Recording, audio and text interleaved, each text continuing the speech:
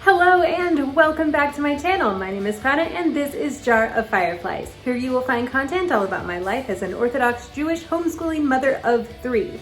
And today, we're talking Purim. Okay folks, I am in a super festive mood this week. Why? Because Purim is coming up. Okay, so I'm filming this earlier in the week, but if you are watching this video on the day that it comes out, which is Thursday, Purim is today.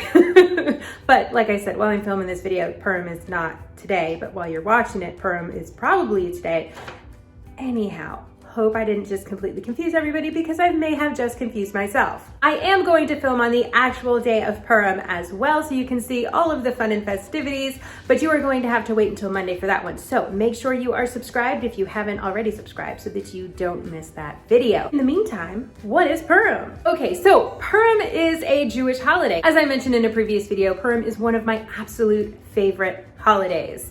It is so much fun, and I will explain why. But first, let me tell you what Purim is. Okay, so Purim celebrates the divinely orchestrated salvation of the Jewish people from the evil Haman's plot to destroy, kill, and annihilate all of the Jews. Young and old, infants and women, all in a single day. Not really a nice guy. The word Purim translates literally to lots in ancient Persian. And so we call this holiday Purim because Haman threw lots to determine when he would carry out his diabolical plan, as recorded in the Book of Esther, or as we call it, the Megillah. Okay, so we've got 4 obligations on this day. Number 1, we must read the Megillah, which recounts the story of Esther. We do this 2 times. We do this once at night and we do it again the next day. Now, not everybody knows how to read the Megillah. I, for one, would take forever to read the Megillah because my Hebrew reading is quite poor. So this obligation can also be fulfilled by hearing someone read the Megillah. So we will typically go to a group reading of the Megillah where one person will read it and the rest of us will hear. Number 2, we give money to at least 2 poor people. This is done by giving money directly to our local community rabbis, who then distribute this money directly and discreetly to community members, families, individuals who are in need. Obligation number 3, we send gifts of at least 2 kinds of fully prepared, ready-to-eat foods to at least 1 person. We call these Mishloach Manot. Now, it is super common to give a lot more than just 1 Mishloach Manot away, and I will get to that in more detail as we put together my Mishloach Manot later in this video. Obligation number 4. We have a festive meal. Now, this meal must include bread or it is not a meal, and this meal also typically includes wine or some other form of alcoholic beverages. There are also quite a few traditions that we follow on Purim. First, there is a spirit of joy and fun that is unlike any other day in the Jewish calendar. I am talking dancing in the streets, being goofy, letting loose, and just plain having a good time. It is also very customary for everyone, yes, kids and adults, to dress up in costume. I personally love a good family theme costume going on, and that is not uncommon. As for traditional foods, often enjoyed on Purim is a cookie called a hamantashen. This is a triangular shaped pastry with a sweet filling, often poppy seeds or some kind of jam. Okay, so now that you have a decent overview of what Purim is, what my obligations are, and what traditions we follow on this day, you can probably guess that I have just a little bit to do to get ready for this holiday, which is coming up so soon. Okay, I'm gonna bring you guys along today while I'm getting ready and going through all of the preparation and things like that, and I'll be discussing more traditions and things like that and going deeper into some of those obligations while we're just having fun and getting ready. So, all right, well, let's get this day started. The first thing that I wanted to do for my Purim prep was go ahead and bake the bread. I only had 1 loaf of bread in the freezer, so I definitely needed to bake before Purim. 1 loaf would not be enough for our meal, plus Purim goes directly into Shabbat this year, so I needed to bake for Shabbat also. Basically, I needed to make sure that I had a lot of bread. Because my son has celiac, we have to bake our own bread that is gluten-free. If you are interested in my bread recipe, I will link to that in the description box below and put a little card up in the corner for you. If I could buy bread from the store, this would be the week to do it. But there is not kosher, gluten-free challah at the store, anywhere, any store around us. So baking bread it is. But anyways, it is nice to have my own homemade bread. It feels good to do. I love that I can do this for my family. And it's nice to get it out of the way here early in the week so I don't have to worry about it later. As I said earlier, we have to have bread at our Purim meal. It isn't considered a meal without bread. Bread is basically the thing that makes it a meal. So no matter how much other food or what other kinds of food we may choose to make, we have to have bread or we are not fulfilling that particular obligation of having a meal on Purim. And I am extremely fortunate that this is the only part of the meal that I will have to do. My husband is very excited about cooking the rest of the meal for us and for our friends that we'll be having over. We are going to be doing some sort of a cookout, and I heard also something about coleslaw, and I'm sure that there will also be potatoes involved. So the bread needs to sit for about 30 minutes before I put it into the oven to bake. So I called the kids into the little craft room study area and we got to work making some groggers. Groggers are noise makers. Basically, we shake our groggers whenever the name Haman, who is the bad guy of the story, is spoken during the reading of the Megillah, which is the Book of Esther, that, like I said earlier, we have to read twice during Purim. You can buy store-bought groggers, but it's super fun to make our own, especially when you've got kids. We made ours by upcycling some plastic bottles and putting in a little bit of dried corn and beans, so that was going to make the noise. I went ahead and glued the lids closed with some crafty glue because, well, kids. And then we decorated with some washi tape and some ribbons, which we tied around the top.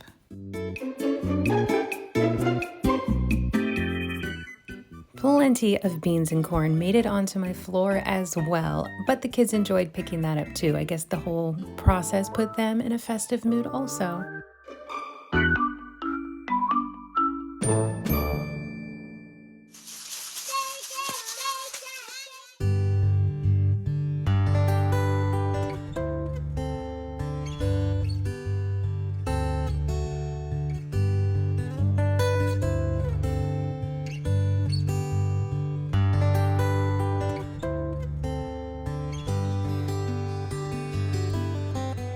Okay, so that was the perfect timing to get the bread in the oven. So the bread is now in the oven, and now I'm gonna make the kids some lunch, and then we can move on to the afternoon with more Purim Prep. We still have Mishloach Manot, and we still have costumes to attend to.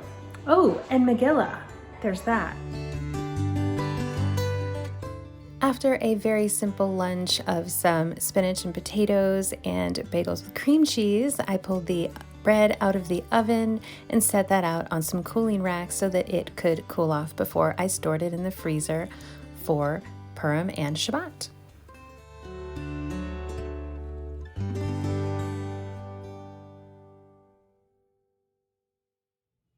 Okay, the bread is done. I'm really happy about that. That's just like off my plate for the rest of the week now. I can relax. And now let's put together our Mishloach Manot. On Purim, every adult is required to send Mishloach Manot. Mishloach Manot consists of 2 ready-to-eat food items.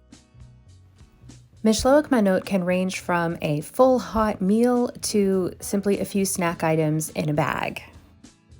Like us, it's not uncommon to put these together with a theme that goes along with the costumes. It's just a fun thing to do. It's definitely not a requirement that your Mishloach Manot should be themed.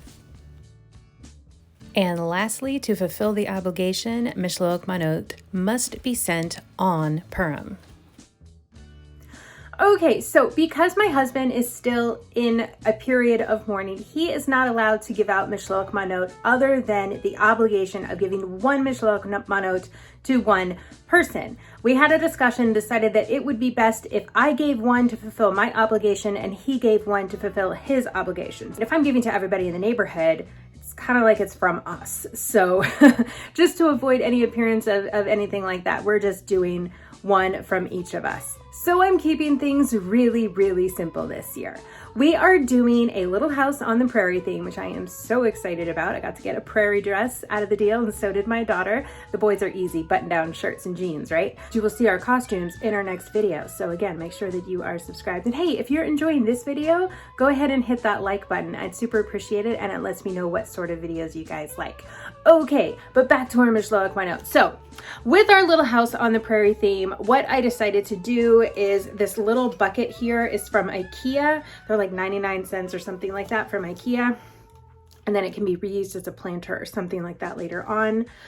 Put some bandanas in here that we had left over from the year that we did a Western theme. And then we've got rock candy, which is, according to the internet, a Little House on the Prairie sort of dessert. Beef jerky, sure, it's not homemade, but it's in a package. It's actually like a beef stick, but it's the whole kind of meat that you can carry in your pocket kind of a thing that was very Little House on the Prairie-ish. I was gonna make some cornbread to put in here also, but looking at it now, there's definitely no room to add anything else in there, and quite frankly, that saves me a little time. I will be filling this bottle, it's still a little wet from washing, but I will be filling that bottle with some homemade lemonade that I will put together the morning of Purim that, oh my gosh, is from Friday. It's coming up and I'm very excited. Okay, so that's our Mishloach Manot. I'm not even gonna put a label on them or anything like that. In most years, I put labels on them and some kind of Devar Torah and all of this. I'm just, for only two, I don't know. It's a different year. Between the Shiva and the pandemic, it's just a different year. Since we sort of have to keep things very minimal for Purim for multiple reasons, I'm just rolling with it. We're just gonna roll with it and keep it very minimal. So that's what we're doing for Mishloach Manot. And yes, our theme, Little House on the Prairie, and we're only giving 2 Mishloach Manot, which is just like, it's different. You know, normally I give to almost everybody in the neighborhood. As our neighborhood has grown, I've had to change that. I think I used to give like 25, then I was giving like 35. I think last year it was closer to like 45 or 50. I can't totally even remember.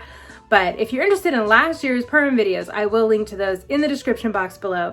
Make sure you check those out too. Okay, let's move on to what is next on my list of things to do, which I believe is making an apron. Okay. Okay, so I could not find the fabric that I need to make an apron. I had this bunch of white fabric somewhere, cannot find it right now. So my day just got simpler. I am not going to make an apron to go with my costume. So that is that. However, my husband is coming home later and he is going to show us the Megillah and we're going to listen to him practice a little bit and maybe he'll talk about it. I don't really know. We're going to see what he's up to, but stay tuned for that. So I will put the camera down for the moment and pick it back up later once my husband gets home later on tonight. All right. See you in a few seconds.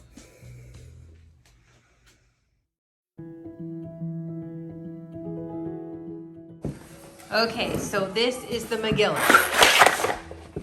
What is it made out of? Parchment. Parchment. Okay, and Like is it the same material that you write Sefer Torah, okay? and it's the same ink. Handwritten? Yep, that's the only way to have kosher Megillah. Do you know who wrote this one? No, but this one was belonged to my dad. Okay. Alav Shalom, and he had it for, I want to say, about 26 to 30 years. So there is a certain way to read this out to the people. Not only are the vowels left out of the Megillah scroll, but the way that this is sung or spoken is also not written here. So he has to memorize all of that. So this is why my husband needs to practice on this so much right now. אחשוורוש המולך מהודו ועד כוש 27 ומאה מדינה בימים ההם כשבט המלך אחשוורוש על כיסא מלכותו אשר בשושן הבירה בשנת 3 למולכו עשה משתה לכל שריו ועבדיו חיל פרס ומדי הפרטמים ושרי המדינות לפניו בהראותו את עושר כבוד מלכותו ואת יקר תפארת גדולתו ימים רב. If you are interested in reading in English or in Hebrew what it is that my husband is saying here, I will include a link to both the Hebrew and the English in the description box below. קטן משתה 7 ימים בחצר גינת ביתן המלך חור כרפס ותכלת אחוז בחבלבות וארגמן. All right, folks, and that's a wrap. Be sure to tune in on Monday because on Monday I will be doing a video which will be a day in the life on Purim, which is also a Shabbat prep video because Purim goes directly into Shabbat. So this is going to be very interesting. Yes, even I do not know how this is going to work out. All right. Thank you all so much for watching. As always, I super appreciate it. Thank you so much. Have a great rest of your day, and I will see you in my next upload.